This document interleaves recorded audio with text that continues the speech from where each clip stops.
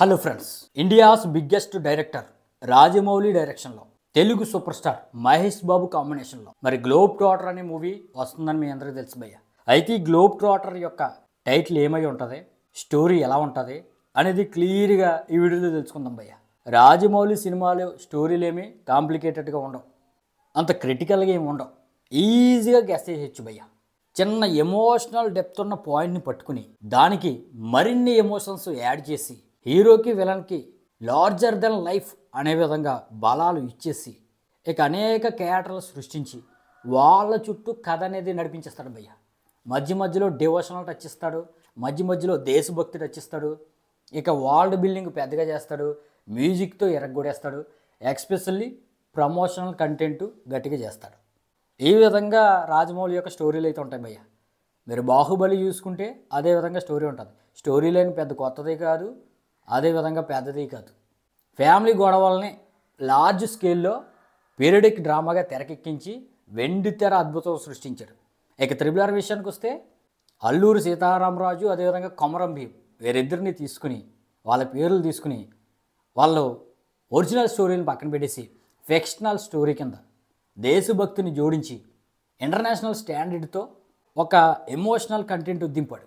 మరి త్రిబుల్ కూడా story line చాలా చిన్నది భయ్య. అదేవిధంగా SSME 29 గ్లోబ్ ట్రాటర్లో కూడా స్టోరీ లైన్ పెద్దదేమీ ఉండదు, చాలా ఈజీగా ఉంటుంది, చాలా చిన్నదే ఉంటుంది. మరి రాజమౌళి ఇప్పటివరకు దింపిన 3 పోస్టర్లను బట్టి స్టోరీని గ్యాస్ చేసేచ్చు భయ్య. మరి నేను గ్యాస్ చేసిన దాన్ని చెప్తాను, ఆఖరి వరకు చూడండి. మరి నా స్టోరీతో మీరు ఏకీభవిస్తారా లేదా, మీ స్టోరీ ప్రిడిక్షన్లు ఏమైనా ఉన్నాయి లేదా అనేది కింద కామెంట్ అయితే చేయండి భయ్య. ఫస్ట్ దింపిన ఫోటో అయితే మన సూపర్ స్టార్ మహేష్ బాబుది. మరి ఆ ఫోటోలో మహేష్ బాబు యొక్క ఫేస్ అయితే కనిపించలేదు భయ్య, కానీ డీటెయిల్స్ మాత్రం చాలా ఉన్నాయి. మరి మెల్లో ఎవరైనా హిందుత్వానికి సంబంధించి ఏదైనా కట్టుకుంటే రుద్రాక్ష కట్టుకుంటారు, లేదా 3 నామాలు కట్టుకుంటారు, లేదా త్రిశూలం కట్టుకుంటారు, లేకపోతే నందిని కట్టుకుంటారు. ఈ విధంగా ఏదో ఒకటి కట్టుకుంటారు భయ్య. కానీ రాజమౌళి దింపిన పోస్టర్లో ఫస్ట్ టైం 5 ఐటమ్స్ ఉన్నాయి, 3 నామాలు ఉన్నాయి. 3 నామాలు ఎవరికి ఉంటాయి? శివుడికి ఉంటాయి. మరి శివుడు అనే మ్యాటర్ కొంచెం పక్కన పెడదాం. ఇక ఆ తర్వాత త్రిశూలం ఉంది, డమర్కం ఉంది, నంది ఉంది, రుద్రాక్ష ఉంది.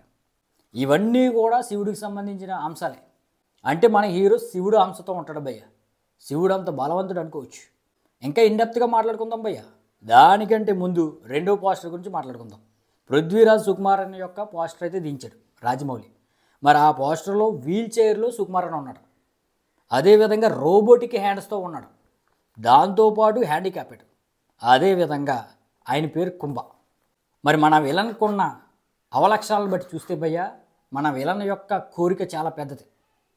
బహుశా తన అవలక్షణాల వల్ల ప్రపంచం ఆయన్ని చిన్నచూపుగా చూస్తే ఆ ప్రపంచాన్ని అంతం చేయాలి అనే కోరిక ఉండొచ్చు, లేదా తన హ్యాండిక్యాప్డ్ని పోగొట్టుకోవడానికి, తన అవలక్షణాలు పోగొట్టుకోవడానికి ఏదైనా శక్తి కోసం ప్రపంచాన్ని వెతకడానికి ప్రయత్నం చేస్తూ ఉండొచ్చు, ఏదైనా చేస్తూ ఉండొచ్చు భయ్య. లేకపోతే భూమిని అంతం చేసి కొత్త గ్రహాన్ని సృష్టించాలి, కొత్త గ్రహంలోకి వెళ్ళిపోవాలి అనే విధంగా అనేక థాట్స్ ఉండే ఉండొచ్చు. మరి ఆ శక్తిని కనుక్కోవడానికే, ఆ శక్తిని వేటాడటానికే మన విలన్ వెళ్తాడు. మరి విలన్కి ఆ శక్తి ఏం దొరకదు కదా. మరి ఎవరికి దొరుకుతుంది? హీరోకి దొరుకుతుంది. మరి హీరో ఆ శక్తిని తెచ్చి విలన్కి ఇవ్వాలంటే హీరోకి సంబంధించిన దాన్ని విలన్ పట్టేసుకోవాలి, కిడ్నాప్ చేయాలి, హైజాక్ చేయాలి, బ్లాక్మెయిల్ చేయాలి. అప్పుడు మన హీరో చచ్చినట్టు అట్టుకొచ్చే శక్తిని ఇస్తాడు అని విలన్ అనుకుంటాడు. ఫైనల్గా మన హీరో ఆ శక్తితోనే మరింత బలం పుంజుకుని విలన్ లేపేస్తాడు. అది కాన్సెప్ట్. ఇంకా మాట్లాడుకుందాం భయ్య. దానికంటే ముందు ప్రియాంక చోప్రా 3వ పోస్టర్ గురించి మాట్లాడుకుందాం. మరి గన్ షాట్స్తో యాక్షన్ ఫైర్ డ్రామాగా ఆ ఫోటో అయితే కనిపిస్తుంది. మరి యాక్షన్ షాట్లో, గన్ ఫైట్స్లో ఎవరైనా, ఏ డైరెక్టర్ అయినా ఫ్యాంటో షర్టేసో లేకపోతే సూటు బూటేసో పోస్టర్ అనేది దించుతాడు, షూట్ అనేది చేస్తాడు. కానీ అక్కడ ఉన్నది జక్కన కాబట్టి సారీతో యాక్షన్ షాటు, గన్ షాటు దించాడు భయ్య. మరి ఆ సారీ కూడా ఎల్లో షేడ్తో ఉంది. మరి ఎల్లో షేడ్ అనేది హిందువులకి చాలా పవిత్రమైనది. అదేవిధంగా ఓ పక్క హీరో శివుడు కాబట్టి ఇక్కడ ఎల్లో సారీ కట్టుకున్న ప్రియాంక చోప్రాని మనమైతే గౌరీదేవి, పార్వతి కింద అనుకోవచ్చు. మరి ఆవిడ యొక్క పేరు మందాకిని. అంటే ఇక్కడ కాన్సెప్ట్ ఏంటంటే భయ్య, విలన్ని ఎదుర్కోవడానికి ముందు మన మందాకిని దిగుతుంది. మందాకి ట్రెడిషనల్గా ప్రజెంట్ కనిపించినప్పటికీ ఆమె ట్రెడిషనల్ అమ్మాయి ఏం కాదు. ఎందుకంటే ఆమె నావల్లో ఒక పిన్ కూడా ఉంది.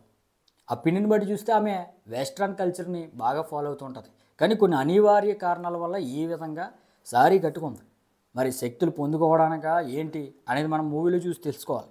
అయితే ప్రియాంక చోప్రా వల్ల ఈ మందాకిని వల్ల విలన్ ఎదుర్కోవడం అయితే కష్టం భయ్య. ఆవిడ అనేక ప్రయత్నాలు చేస్తుంది కానీ ఒంటరిగా ఆ విలన్ అయితే ఎదుర్కోలేదు.